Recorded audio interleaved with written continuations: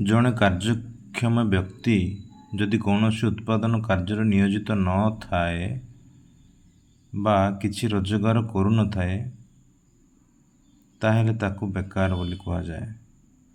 ଅର୍ଥାତ୍ ଜଣେ ବୟପ୍ରାପ୍ତ ବୟସ୍କ ଲୋକ ଯଦି କୌଣସି କାର୍ଯ୍ୟ ନ କରି କୌଣସି ଉତ୍ପାଦନ କାର୍ଯ୍ୟରେ ନିଜକୁ ବ୍ୟବହାର ନ କରି ରୋଜଗାର କରୁନଥାଏ ତାହେଲେ ଆମେ ତାକୁ ବେକାର ବୋଲି କହିବା। ଠିକ୍ ସେହିପରି ଜଣେ ବ୍ୟକ୍ତି କିଛି ଦିନ କାର୍ଯ୍ୟରେ ନିୟୋଜିତ ରହି ଆଉ କିଛି ଦିନ କାର୍ଯ୍ୟ କରିନଥାଏ ବା ଉତ୍ପାଦନ କାର୍ଯ୍ୟରେ ନିଜକୁ ନିୟୋଜିତ କରିନଥାଏ ତାହେଲେ ତାକୁ ଆମେ ଅର୍ଦ୍ଧ ବେକାରୀ ବୋଲି କହିଥାଉ। ବେକାରୀର ପ୍ରକାର ଭେଦ। ବେକାରୀ ମୁଖ୍ୟତଃ 5 ପ୍ରକାରର ହୋଇଥାଏ, ଯଥା ଋତୁକାଳୀନ ବେକାରୀ, ପ୍ରଚ୍ଛନ୍ନ ବେକାରୀ, ସଂଘାତ ଜନିତ ବେକାରୀ, ସଂସ୍ଥାନୀୟ ବେକାରୀ ଓ ପ୍ରାବିଧିକ ବେକାରୀ। ଋତୁକାଳୀନ ବେକାରୀ। ଭାରତ ପରି କୃଷି ପ୍ରଧାନ ଦେଶମାନଙ୍କରେ ଋତୁକାଳୀନ ବେକାରୀ ଦେଖାଯାଆନ୍ତି। ଏଠାରେ କୃଷି ମୌସୁମୀ ବାୟୁ ପ୍ରବାହ ଦ୍ୱାରା ପ୍ରଭାବିତ ହୋଇଥାଏ। ଏଠାରେ ଜଳସେଚନ ଅତି କମ୍ ଜମିରେ ହୋଇଥାଏ, ଯାହାଫଳରେ ଅଧିକାଂଶ କୃଷକମାନେ ଋତୁକାଳୀନ ପରିସ୍ଥିତିରେ ହିଁ ସେମାନେ କୃଷି କାର୍ଯ୍ୟ କରିଥାନ୍ତି। ମୌସୁମୀ ବାୟୁ ଆସିବ, ପୁଣି ବର୍ଷା ଆସିବ, ତେବେ ଯାଇ ସେମାନେ ଚାଷ କାମ କରିବେ ବା କୃଷି କାର୍ଯ୍ୟ କରିବେ, ଯାହାଫଳରେ ତାହା ଋତୁକାଳୀନ ହୋଇଯାଏ ଏବଂ ଅନ୍ୟ ସମୟରେ ସେମାନେ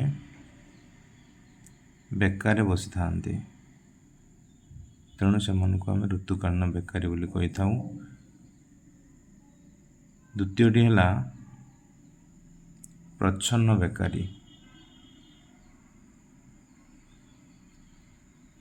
ପ୍ରଚ୍ଛନ୍ନ ବେକାରୀ ଆମେ ତାହାକୁ କହିବା ଯେଉଁ ଶ୍ରମିକମାନେ ଆବଶ୍ୟକ ଠାରୁ ଅଧିକ ଗୋଟିଏ କାର୍ଯ୍ୟରେ ନିୟୋଜିତ ହୋଇଥାନ୍ତି। ଅର୍ଥାତ୍ ଗୋଟିଏ କାର୍ଯ୍ୟରେ ଆବଶ୍ୟକତା ଠାରୁ ଅଧିକ ଶ୍ରମିକ ନିୟୋଜିତ ହେବା ଫଳରେ ଉତ୍ପାଦନରେ କୌଣସି ପ୍ରଭାବ ପଡ଼ିନଥାଏ। ଯଦି ସେ ଶ୍ରମିକମାନଙ୍କୁ ସେ କାର୍ଯ୍ୟରୁ ବାହାର କରି ଦିଆଯାଏ ତେବେ ମଧ୍ୟ ଉତ୍ପାଦନରେ କୌଣସି ପ୍ରଭାବ ପଡ଼ିନଥାଏ।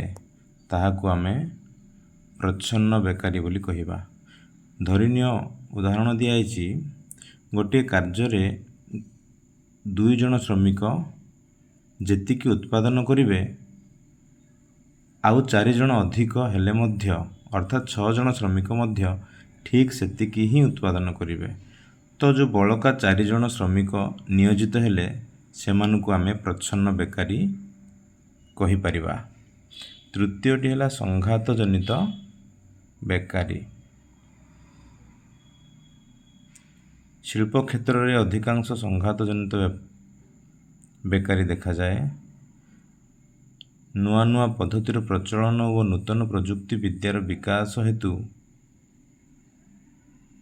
ଅନେକ ଦ୍ରବ୍ୟର ଚାହିଦା ବଜାରରେ କମିଯାଏ।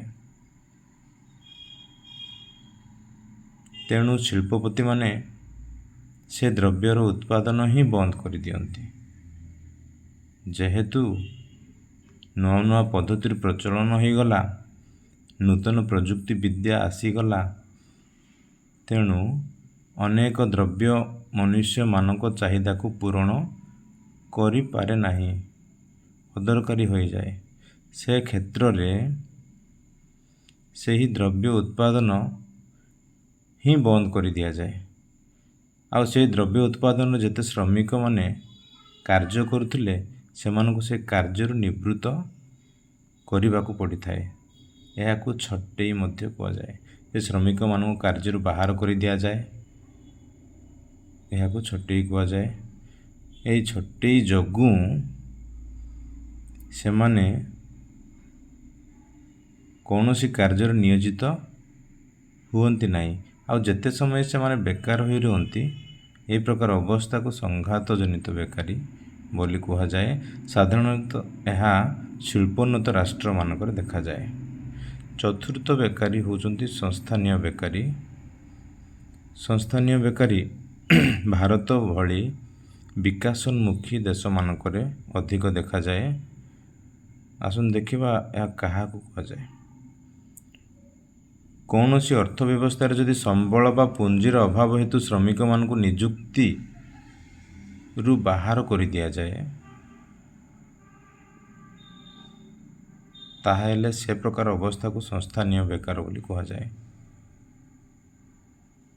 କୌଣସି ଏକ ଅର୍ଥ ବ୍ୟବସ୍ଥାରେ ସମ୍ବଳ ବା ପୁଞ୍ଜିର ଅଭାବ ଦେଖାଦେଲେ ଶ୍ରମିକମାନଙ୍କୁ ଆଉ ସେମାନଙ୍କ ବେତନ ଦେବାକୁ ଅସୁବିଧା ହୋଇଥାଏ। ତ ସେହି ଅର୍ଥ ବ୍ୟବସ୍ଥାରେ ସେ ଶ୍ରମିକମାନଙ୍କୁ ନିଜ କାର୍ଯ୍ୟରୁ ନିବୃତ୍ତ କରିଦିଆଯାଇଥାଏ। ତ ଏ ପ୍ରକାର ଅବସ୍ଥାକୁ ସଂସ୍ଥାନୀୟ ବେକାର ବୋଲି କୁହାଯାଏ। ଏହା ସାଧାରଣତଃ ଭାରତ ଭଳି ଜନସଂଖ୍ୟା ବହୁଳ ଆଉ ବିକାଶୋନ୍ମୁଖୀ ଦେଶମାନଙ୍କରେ ହିଁ ଦେଖାଯାଏ, ଯେହେତୁ ସେହିଭଳି ଦେଶମାନଙ୍କରେ ସମ୍ବଳ ଓ ପୁଞ୍ଜିର ଅଭାବ ଅଧିକ ଥାଏ। ପୁଣି ଶେଷ ବେକାରୀ ହେଉଛି ପ୍ରାବିଧିକ ବେକାରୀ। ଆସନ୍ତୁ ଦେଖିବା ପ୍ରାବିଧିକ ବେକାରୀ କାହାକୁ କୁହାଯାଏ।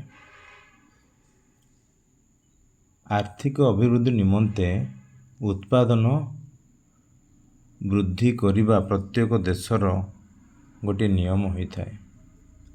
ତ ସେହିଭଳି ପରିସ୍ଥିତିରେ ଶ୍ରମିକ ବଦଳରେ ଯନ୍ତ୍ରପାତିର ବ୍ୟବହାର ଅଧିକ ହେବା ହେତୁ ଶ୍ରମିକମାନଙ୍କୁ ସେହି କାର୍ଯ୍ୟରୁ ବାହାର କରିଦିଆଯାଏ। ପୁଣି ଶ୍ରମିକ ବଦଳରେ ଯନ୍ତ୍ରପାତିର ବ୍ୟବହାର ଅଧିକରୁ ଅଧିକ କରାଯାଏ, ଯାହାଫଳରେ ଉତ୍ପାଦନ ମଧ୍ୟ ବଢ଼ିଲା, ପୁଣି ଆର୍ଥିକ ଅଭିବୃଦ୍ଧି ମଧ୍ୟ ହେଲା। ପୁଣି ଜନସଂଖ୍ୟାର ବହୁଳତାକୁ ମଧ୍ୟ ସେମାନଙ୍କ ଚାହିଦା ମେଣ୍ଟାଇବାରେ କୌଣସି ଅସୁବିଧା ହେଲା ନାହିଁ। ଏ ପ୍ରକାର ବେକାରୀକୁ ପ୍ରାବିଧିକ ବେକାରୀ ବୋଲି କୁହାଯାଏ, ଯାହା ଆଜିକାଲି ଅତି ସାଧାରଣ ବିଷୟ ଅଟେ। କମ୍ପ୍ୟୁଟରର ପ୍ରଚଳନ ଯୋଗୁଁ ପୁଣି କୃଷି କ୍ଷେତ୍ରରେ ବିଭିନ୍ନ ଯନ୍ତ୍ରପାତିର ବ୍ୟବହାର ଯୋଗୁଁ ମଧ୍ୟ ପ୍ରାବିଧିକ ବେକାରୀ ସଂଖ୍ୟା କୃଷି କ୍ଷେତ୍ରରେ ପୁଣି ଶିଳ୍ପ ବାଣିଜ୍ୟ କ୍ଷେତ୍ରରେ ମଧ୍ୟ ଅଧିକ ବଢ଼ିବାରେ ଲାଗିଛି।